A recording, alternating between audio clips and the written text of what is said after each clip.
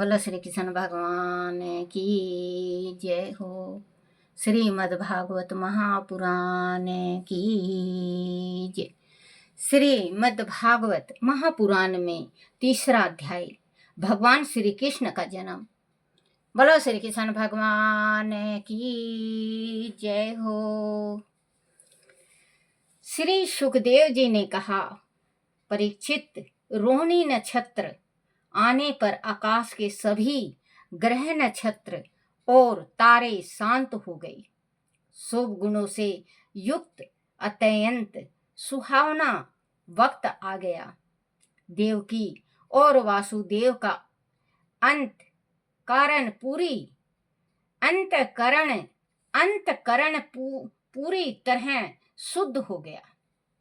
आत्मा बिल्कुल उनका शुद्ध हो गया। भगवान के आविर्भाव का समय आ गया था। दिशाएं स्वच्छ एवं प्रसन्न थी।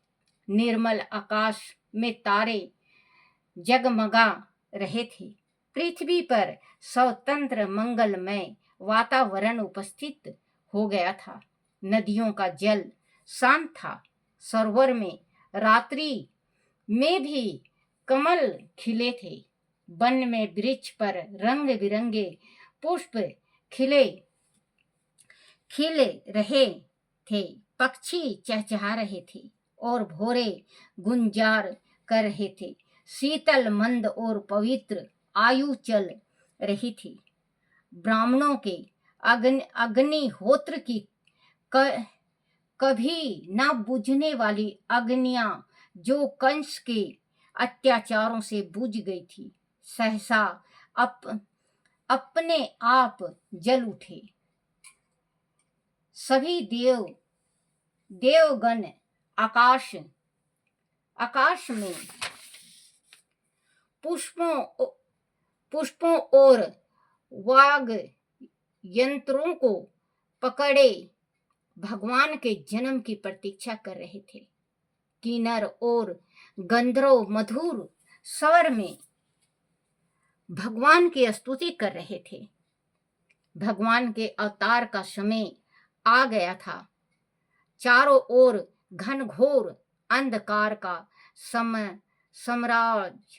साम्राज्य फैला था। तभी भगवान श्री हरि ने देवकी के गर्भ से 16 कलाओं से पूर्ण चंद्रमा के समान जन्म लिया।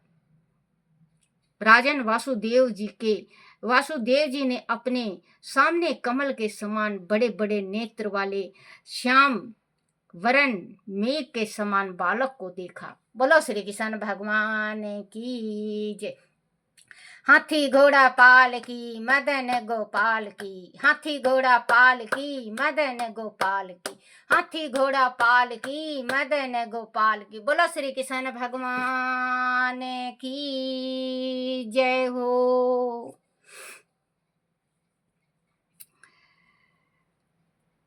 रক্তিम वासुदेव जी ने अपने सामने कमल के समान बड़े बड़े नेत्र वाले श्याम वरण मेघ के समान बालक को देखा तो वह देखते देखते रह गई। उसके घुंघराले बाल बिंबा फल के समान रक्तिम होठ, स्वस्थ और कोमल शरीर, पक्ष स्थल और स्वस्तिक का चिन्ह, हथेलियों में चक्र, पद्म, गदा और शंख के अद्भुत चित्र, गले में वैजयंती माला, कटी में करधनी और पीतंबर की लंगोटी पहने वह बालक सूर्य की किरणों के समान उद्भासित हो रहा था। उस बालक की अद्भुत छटा देखकर वासुदेव जी की आंख एक टक उसी पर लगी रही। तभी उसे आकाश से सुमधुर शंखों की, मृदंगों, मुंदगरों की, वीणा की, बांसुरी बांसुरी और ढोलों की ध्वनियां सुनाई देने लगी। लग रहा था जैसे स्वयं के देवता भगवान के जन्म पर अपनी प्रसन्नता प्रकट कर रहे हों। वासुदेव जी का मन परमानंद में लीन हो गया। भादोपद कृष्ण पक्ष की अष्टमी तिथि को आध रात्रि में भगवान श्री कृष्ण का जन्म हुआ। श्री कृष्ण जन्म उत्सव मनाने की उतावली में उन्होंने उसी समय ब्राह्मणों को 10,000 गौओं को देने का संकल्प कर लिया। उन्होंने भगवान स्तुति करते हुए कहा, हे प्रभु, मैं समझ गया कि आप प्रकृति से परे साक्षात पुरुषोत्तम हैं। आप सभी बुद्धियों के एकमात्र साक्षी हैं। आप अतः अंतरमयी परमारथ स्वरूप और आत्मा स्वरूप हैं। आप समस्त क्रियाओं, गुणों और विकारों से रहित हैं। फिर भी इस जगत की सृष्टि, शीतलती और प्रलय आपके द्वारा ही होती है। तीनों गुणों के आश्रय और समस्त जीवों के आत्मा आप ही हैं। आप सर्वशक्तिमान हैं और सभी के स्वामी हैं। इस समय इस संसार की रक्षा के लिए आपने मेरे घर में जन्म लेकर मुझे कृत्य कर दिया है। देवताओं के आराध्य देव, हे प्रभु, यह कंस बड़ा दुष्ट है। इसे जब से यह पता चला है कि आपका अवतार मेरे घर में होने वाला है, तब से उसने हमें ये बंदी गृह में डाला हुआ है। उसने भयभीत होकर आपसे पहले होने वाले हमारे सभी बालकों को मार डाला है। अभी उसके दूत आपके जन्म का समाचार जब उसे जाकर देंगे तो वह शस्त्र हाथ में लिए यहाँ दौड़ा चला आएगा और आपको उठा ले जाएगा। परीक्षित ऐसा कहकर वासुदेव दुखी होने लगे। देवकी ने भी जब देखा कि उसका वह बालक अन्य सभी बालकों से विलक्षण है तो वह भी चिंतित हो उठी। वह वासुदेव जी से बोली, स्वामी, वेदों ने भगवान के जिन लक्षणों का उल्लेखन किया है वह सभी इस बालक में मुझे दिखाई दे रहे हैं। भगवान होते हुए भी मानव जीवन के सभी भौतिक लक्षणों से यह युक्त है। इस रूप में जो जन्म लेता है उसे की मृत्यु भी निश्चित है। मृत्यु का यह कराल मुख्य जीव को भयभीत किए रहता है। अपने इस बालक के प्रति मेरी चिंता स्वाभाविक है। वैसे तो भगवान हमारी रक्षा करने वाले हैं, किंतु इस बालक की सुरक्षा के लिए मेरा मन अत्यधिक भयभीत हो रहा है। आप कुछ भी कीजिए पर मेरे इस बालक को बचाइए। अनाथ कंस किसी भी क्षण यहाँ आ सकता है। यह मेरा अहो भाग है कि मुझे इस अद्भुत बालक की माता होने का सौभाग्य प्राप्त हुआ है। फिर भी मेरा मन बड़ा भयभीत है। परीक्षित उसी समय उस बालक के मुख से बोल फूट पड़े। वह बोला, माते, स्वयं मनु के काल में तुम्हारा जन्म हुआ था। स्वयं मनु के काल में तुम्हारा जन्म हुआ था। तुम्हारा नाम पिसिन था और वासुदेव सुतपा नाम के प्रजापति थे। तुम दोनों के हृदय में अत्यंत शुद्ध थे। जब ब्रह्मा जी ने तुम दोनों को संतान उत्पन्न करने की आज्ञा दी, तब तुम लोग ने इंद्रियों का दमन करके उत्कृष्ट तपस्या की थी। उस कठोर तपस्या में तुमने सदैव मेरा ही स्मरण किया था। तुम्हारी वह तपस्या देवताओं के 12,000 बरस तक चलती रही थी। उस समय तुम्हारी भक्ति देखकर मैं प्रसन्न हुआ था। तुम दोनों ने मेरे द्वारा वर मांगने के लिए कहने पर मेरे जैसा पुत्र मांगा था।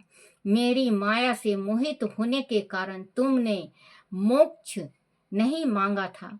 तब मैं तथास्तु कहकर चला गया था। उस वरदान के स्वरूप उस काल में मैंने तुम्हारे घर में जन्म लिया था। संसार में शील, स्वभाव, उदारता तथा अन्य गुणों में मेरे जैसा कोई नहीं है। तब मैं तुम्हारे पुत्र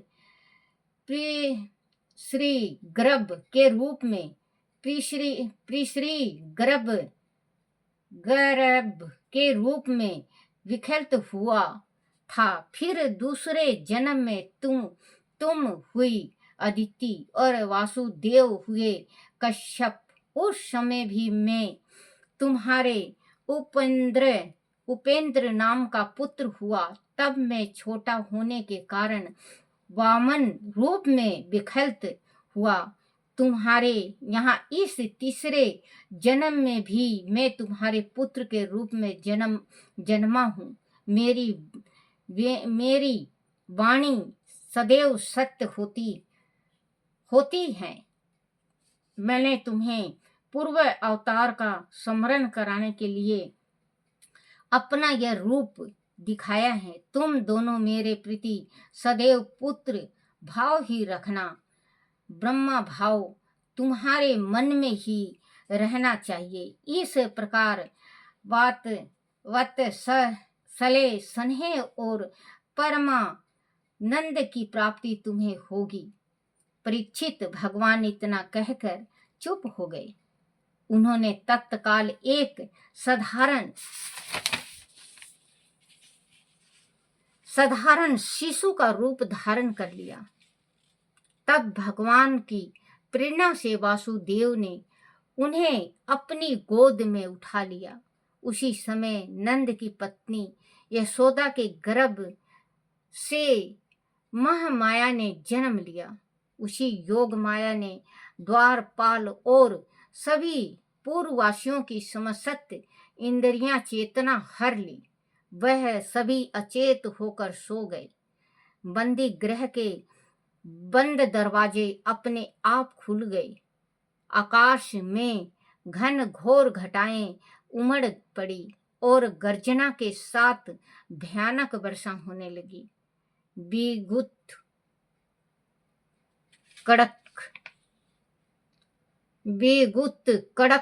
कड़कने लगी। यमुना का जल बढ़ गया। उसका प्रवाह गहरा और तेज हो गया। जगह जगह भंवर पड़ने लगे। वासुदेव बालक को लेकर निकले और यमुना पार करके गोकुल पहुंचे। वहां उन्होंने अपने पुत्र को यशोदा की शैया पर सुला दिया और उनकी नवजात पुत्री को लेकर बंदी गृह लौट आई। बंदी गृह में फिर पहले जैसे सी स्थिति हो गई। यशोदा भी नहीं जान सकी कि बच्चा बदला जा चुका है। बोलो श्री कृष्ण भगवान की जय हो। श्री कृष्ण गोविंद हरे मुरारी, हे नाथ नारायण वासुदेवाय, हे नाथ नारायण वासुदेवाय, हे नाथ नारायण वासुदेवाय। श्री कृष्ण गोविंद हरे मुरारी, हे नाथ नारायण वासुदेवाय, हे नाथ नारायण वासुदेवाय, हे नाथ नारायण वासुदेवाय। बोलो श्री कृष्ण भगवान की जय हो। अपने अपने माता पिता की जय हो। अपने अपने गुरुदेव महाराज की जय हो। हे मेरे कान्हा, हे मेरे बंसी वाले, हे मेरे गिरधर, मेरे से कोई भूल हो गया हो, कोई गलती हो जाए, कोई टूटी रह जाए, मुझे क्षमा करना, क्षमा करना, क्षमा करना।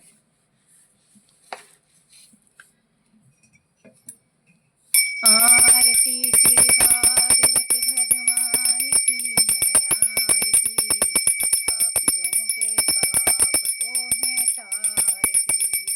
आरती श्री भागवत भगवान की है आरती, पापियों के पाप को है तारती। बोलो श्री कृष्ण भगवान की जय हो। श्रीमद् भागवत महापुराण की जय हो। लड्डू गोपाल की जय हो। नंद के आनंद होए रे कन्हैया लाल की, हाथी घोड़ा पाल की जय कन्हैया लाल की, हाथी घोड़ा पाल की जय कन्हैया लाल की। बोलो श्री कृष्ण भगवान की जय हो।